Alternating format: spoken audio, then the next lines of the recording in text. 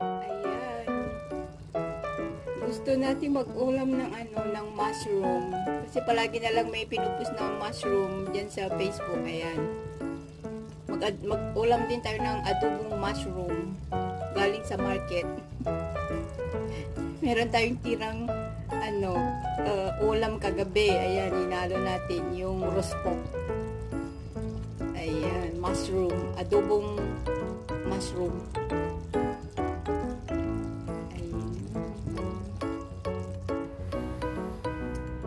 Ayan, ayan na yung ating mushroom, adobong mushroom.